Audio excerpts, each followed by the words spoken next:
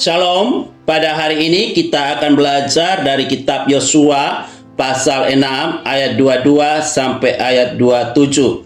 Ayat 22, tetapi kepada kedua orang pengintai negeri itu, Yosua berkata, masuklah ke dalam rumah perempuan sundal itu dan bawalah keluar perempuan itu dan semua orang yang bersama-sama dengan dia, seperti yang telah kamu janjikan dengan bersumpah kepadanya.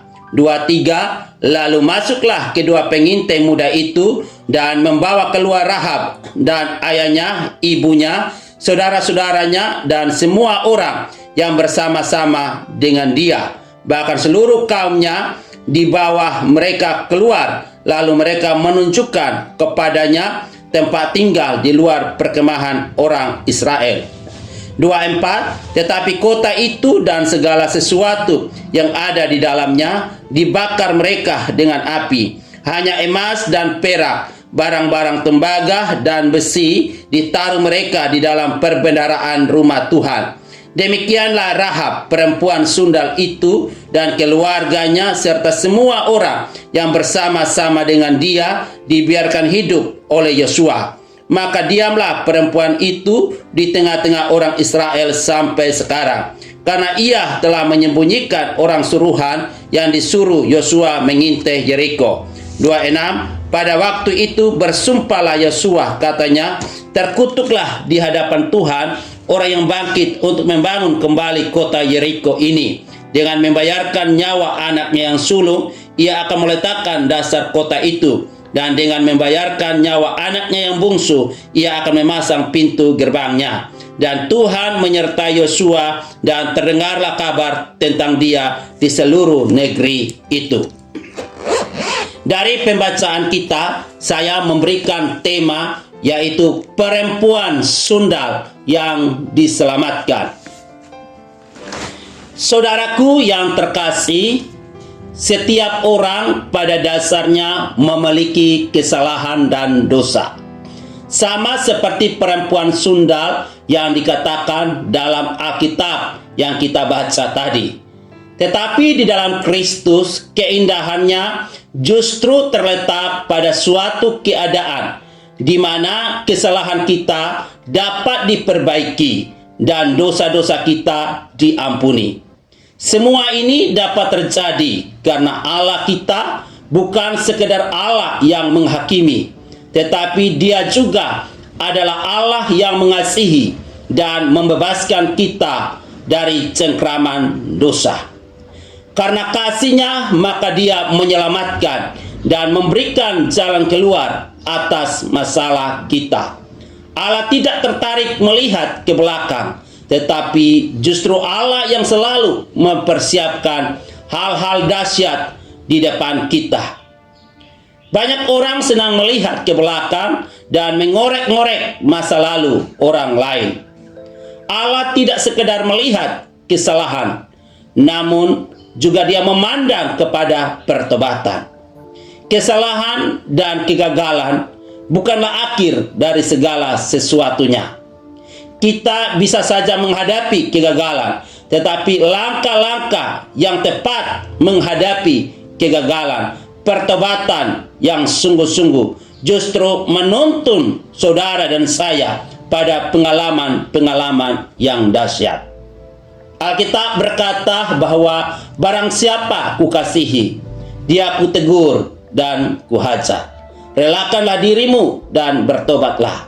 Pertanyaannya adalah bagaimana Rahab perempuan sundal ini dapat diselamatkan. Hal yang pertama yaitu karena iman yang membuatnya percaya.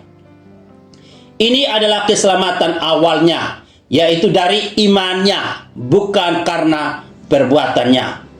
Jadi Rahab percaya bahwa kedua pengintai yang dikirim oleh Yosua itu diutus oleh Tuhan.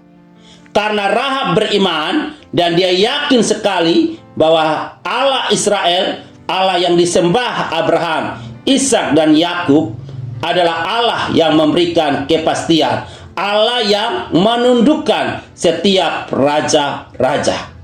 Jadi karena kepercayaannya, akhirnya dia melihat keselamatan. Masa lalu saudara dan saya, atau masa lalu kita, boleh saja buruk. Tetapi saya mengatakan bahwa selalu ada kesempatan untuk kita menerima keselamatan dan kehidupan yang lebih baik. Jika kita ini memiliki iman untuk percaya akan kuasa, kasih, dan pertolongan Tuhan. Jadi iman kita itu yang akan membuat kita untuk percaya. Dan percaya kita itu akan menuntun kita kepada kemuliaan Tuhan. Dan hal yang kedua adalah karena keberaniannya dalam bertindak. Alkitab sudah menegaskan bahwa iman itu tanpa perbuatan pada hakikatnya adalah mati. Berarti iman harus diwujudkan dalam perbuatan. Iman harus bekerja bersama-sama dengan perbuatan. Dan iman harus dilengkapi dengan perbuatan. Bagaikan dua sisi mata uang yang tidak pernah terpisahkan. Dan Rahab ini melakukan hal tersebut.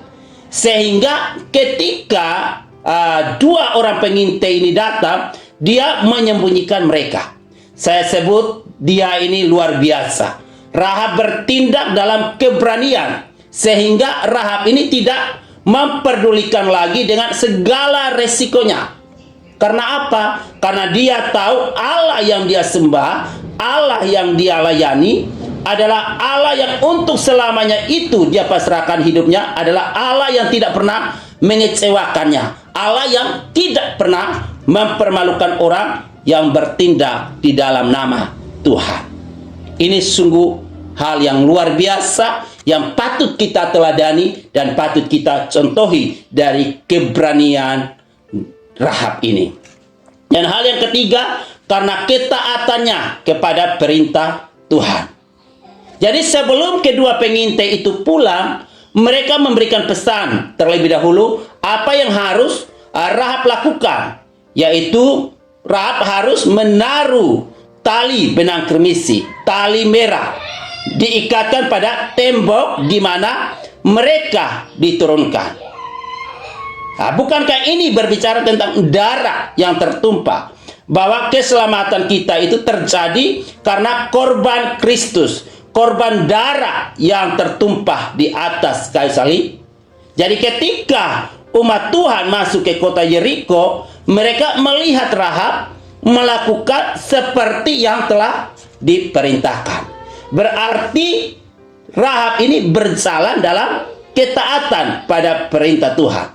Jadi kita harus taat pada perintah Tuhan kalau kita ingin mengalami keselamatan.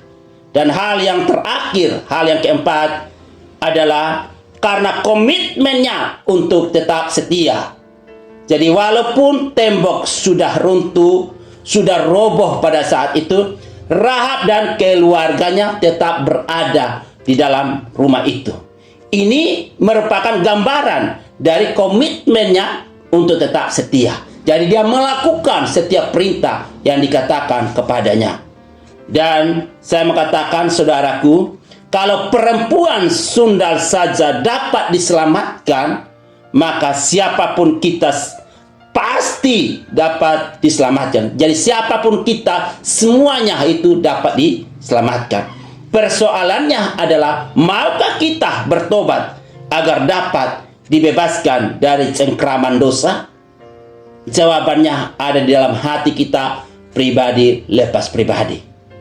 Ini firman Tuhan yang saya bisa bagikan. Semoga boleh menjadi berkat bagi kita. Amin.